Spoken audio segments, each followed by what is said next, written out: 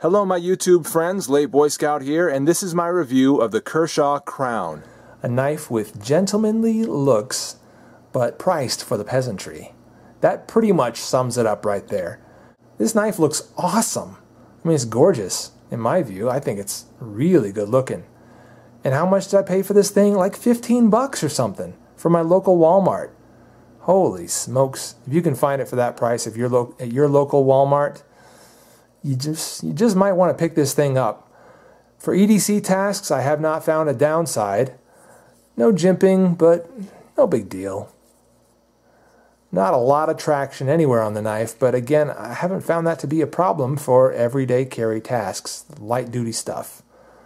A good sharp edge on it, hollow ground obviously from this point down, high in that spine. Alright, with a nice curve to it here. Thumb studs are looking actually quite attractive, while also giving enough traction to get that knife out. And how does it deploy? Not super fast, but fast enough. That was fast enough, wasn't it? What I should say is not super smooth. Yeah, it's, you know, there's a little bit of, as you're rolling it out, you might even be able to hear it. I can feel it, but I don't know if you can hear it.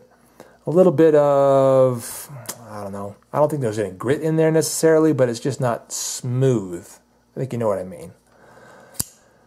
Whatever the case, fast enough, secure enough, side to side is minimal, front to back, non-existent. Liner lock is effective, and let's look at that milling there. Looks pretty good too. Yep. All around the knife looks pretty darn good. Polished Micarta scales here. Obviously those are screwed on to the stainless steel.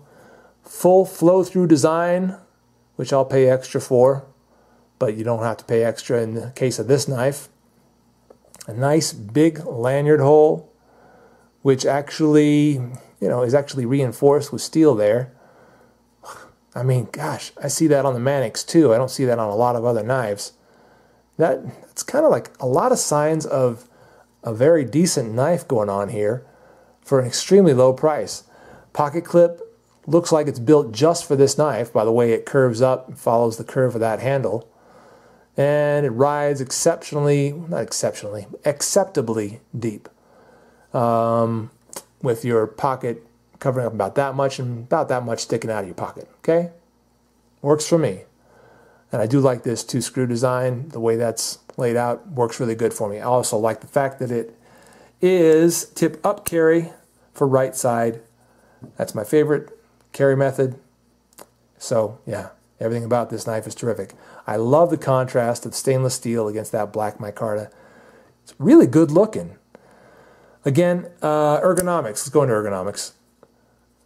Feels really nice in hand. That curve feels great in my palm. No jimping like I mentioned. Traction, no, not really. Not really there, not really anywhere. But for everyday carry tasks, for a gentlemanly folder, traction is kind of like a downside, you know, if you want just good looks and some good utility. As long as it doesn't slip and slide in your hand, which this does not. The micarta gives it a little bit of a, you know, kind of not exactly tacky, but almost tacky texture to it. Less slick than just the stainless steel. So it feels like it retains well in hand while also having pretty good ergonomics. Yes, it is made in China, and that's probably, well, not probably, that's exactly why the price is so low. But in the case of a cool knife like this, I can overlook it with a nice hollow grinding, good sharp edge, nice point, good belly, everything about the design of it, including that little swedge up here on the top, says, I look cool and I get good work done on a daily basis. A very cool knife. For the price, one I just could not pass up. Thanks for watching, guys. I'm the Late Boy Scout. We'll see y'all later.